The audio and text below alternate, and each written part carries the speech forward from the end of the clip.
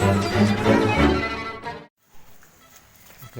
sahabat YouTuber semua, ini saya barusan beli Sprocket atau gear untuk rantai bagian depannya untuk CBR 150 mm.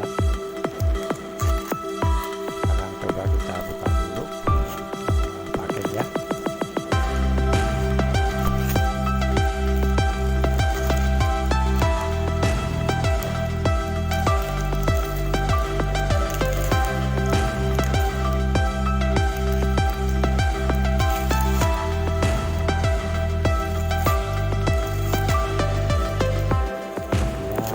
Rapi ya, jadi kita bukanya juga agak susah, tapi bagus, jadi aman.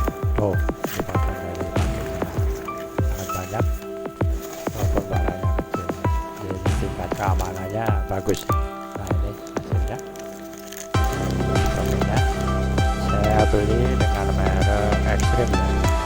Kalau yang saya lihat katanya merek ini kualitasnya di atas triple S, tapi untuk selanjutnya yang kita uji coba dulu setelah kita pakai beberapa bulan seperti apa hasilnya.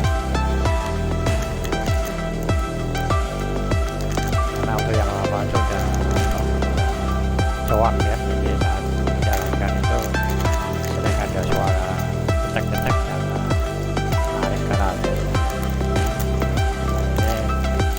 Coba Sproketnya kita keluarkan.